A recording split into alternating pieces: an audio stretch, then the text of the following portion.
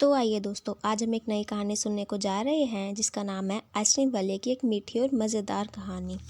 गर्मी का मौसम था। सूरज आसमान में उगल रहा था। सड़कें तप रही थी और लोग छाँव ढूंढ रहे थे। ऐसे में दूर से एक प्यारी सी आवाज़ सुनाई दी, आइसक्रीम ले लो, ठंडी ठंडी आइसक्रीम। बच्चों की आंखें चमक उठी। सब अपने घरों से भागते हुए बाहर निकले। आ गया आइसक्रीम वाला। वो था रमेश, मोहल्ले का सबसे हंसमुख आइसक्रीम वाला।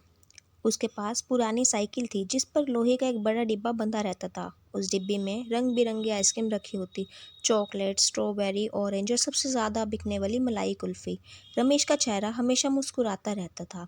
बच्चे उसे रमेश भैया कहते और उसके पीछे पीछे घूमते। वो हर बच्चे से मजाक करता, अरे मोनू, आज फिर चॉकलेट वाली, कल तो कहा था कुल्फ़ी सुपर हिट थी। और सोनू, तू तो बड़ा हो गया, अगर किसी के पास पैसे नहीं होते तो कहता कोई बात नहीं, मुस्कुराने का पैसा नहीं लगता, और मुफ्त में आइसक्रीम दे देता। रमेश का जीवन इतना आसान नहीं था। वो एक छोटे से गांव से आया था। पिता मजदूर थे। घर की हालत ठीक नहीं थी। बचपन में जब गांव में मेला लगता तो रमेश आइसक्रीम खाने के लिए तरसता रहता।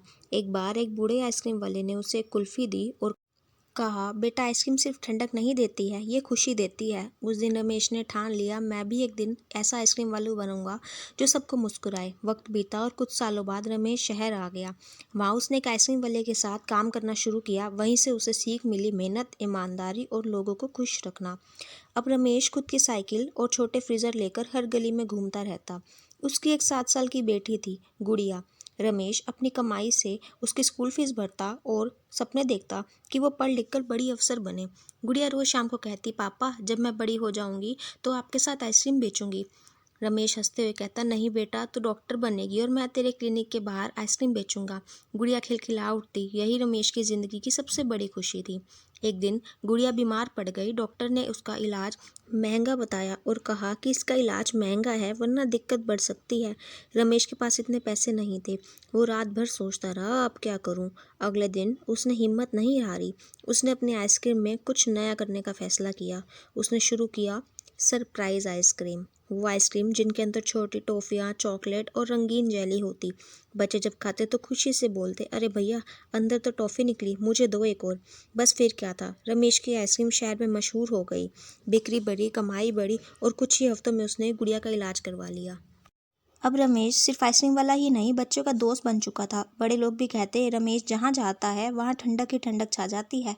कभी कभी स्कूल के गेट पर आ जाता और बच्चों को कहानियाँ सुनाता। ये स्ट्रॉबेरी वाली आइसक्रीम तो रानी परी की बनाई थी, ये चॉकलेट वाली जंगल के शेर की फेवरेट थी। बच्चे उसकी बातें सुनकर हंसी से लोटपोट हो जाते। लेकिन एक दिन अचानक हादसा हो गया। रमेश अपनी साइकिल लेकर बाजार जा रहा था कि उसकी साइकिल फिसल गई।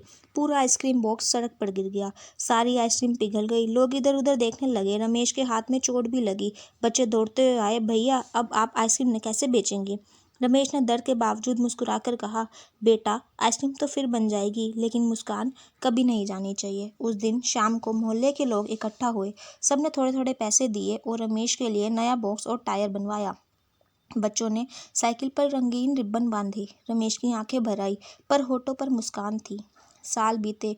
गुड़िया अब कॉलेज में पढ़ रही थी। उसने कहा, पापा, अब हमें अपनी दुकान खोलनी चाहिए। रमेश ने हंसते हुए कहा, दुकान? अरे, मेरे पास तो बस मुस्कान की पूंजी है। मोहल्ले के लोगों ने फिर मदद की। सबने मिलकर एक छोटी सी दुकान बनवाई, गुड़िया आइसक्रीम हाउस। दुकान के बाहर लिखा था, यहाँ सिर्फ आइसक्रीम नहीं, मुस्कान भी मिलती है। पहले दिन बच्चों की भीड़ लग गई। हर बच्चे को उसने आइसक्रीम दी और कहा, पहली आइसक्रीम मेरी तरफ से, पर एक वादा करो, हंसना मत भूलना।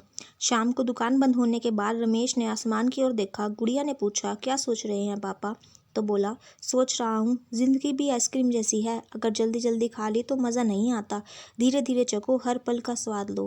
गुड़िया मुस्कुरा दी और दुकान की लाइट बंद करते हुए बोली, पापा, आपने सही कहा, खुशी ठंडी नहीं, दिल से ठंडी होती है। और बाहर अब भी वही प्यारी आवाज़ गूंज रही थी, ठंडी ठंडी आइसक्रीम ले लो, आइसक्रीम मुस्कान के साथ।